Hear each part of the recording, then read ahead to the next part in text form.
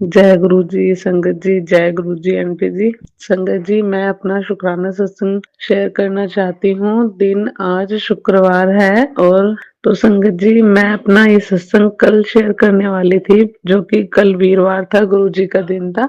वो मैं नहीं कर पाई। शायद गुरु जी को मेरा सत्संग आज शुक्रवार के दिन शेयर करवाना था। तो संगत जी, मैं अपना शुक्राना सत्संग गुरु जी के मंत्र जाप के साथ शेयर करूंगी। ओम नमः शिवाय, शिव जी सदा सहाय। ओम नमः शिवाय, गुरु जी सदा सहाय। संगत जी, अगर मुझसे सत्संग बोलने में कोई गलती हो जाए तो प्लीज मुझे माफ करें संगत जी, गुरु जी। तो संगत जी, मैं अपना सत्संग बताती हूँ कि मैंने गुरु जी के आगे एक अरदास करी थी। मेरे गुरु जी ने वो मेरी अरदास पूरी की।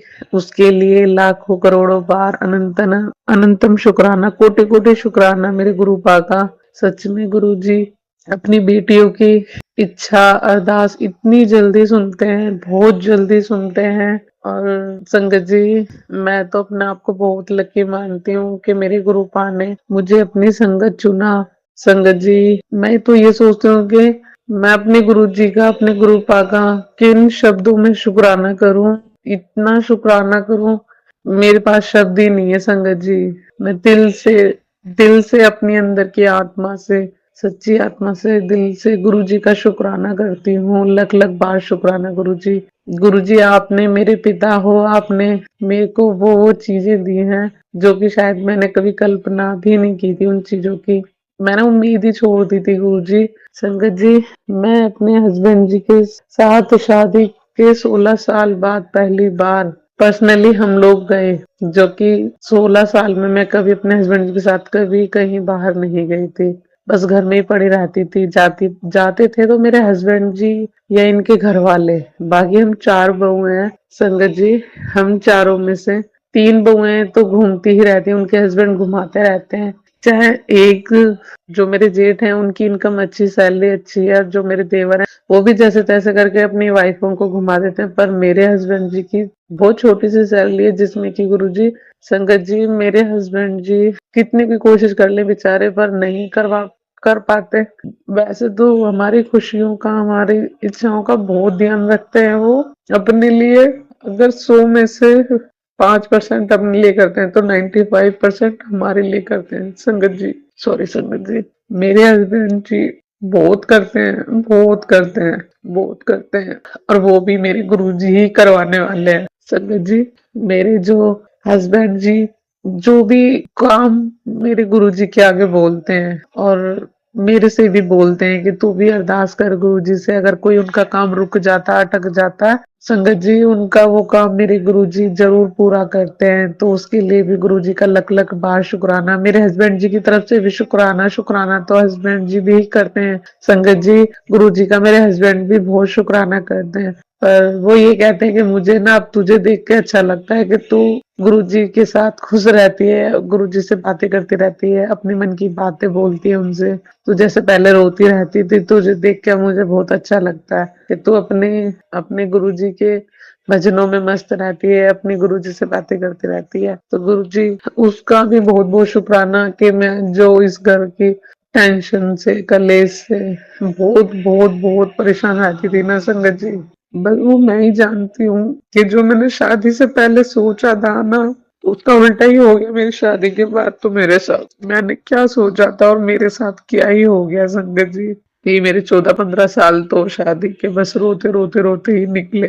पर मेरे लाइफ में जब से मेरे गुरुजी आए 2024 से, 7 जुलाई 2024 से मेरे गुरुजी मेरी लाइफ में आए ना, बस मेरी लाइफ में खुशियां ही खुशियां आई हैं। मेरी झोली खुशियों से भर दी मेरे गुरु पाने संगत जी। उसके लिए लग लग बार शुक्राना। और मैं दोबारा से गुरुजी का शुक्राना करूंगी कि मुझे अपने गुरुजी ने डुगरी मंदिर बुलाया, ब्लेस किया संगत जी।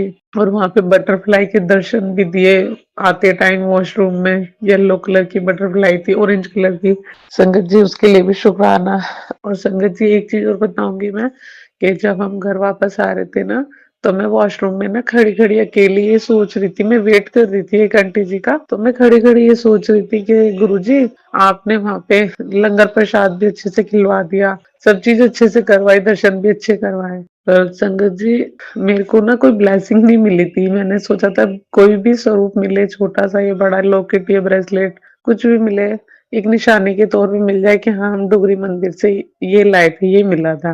पर संगत जी, गुरुजी ने मेरी ये बात बस में एक आंटी जी थी, उनके ज़रिए पूरी करवाई। तो वो आंटी जी ना, जैसे ही हम वॉशरूम से आए ना, बस में बैठे, तो आंटी जी ने लॉकेट बाँटना शुरू ही किया था। पहला नंबर मेरे पीछे वाली आंटी का था और दूसरा नंबर मेरा था।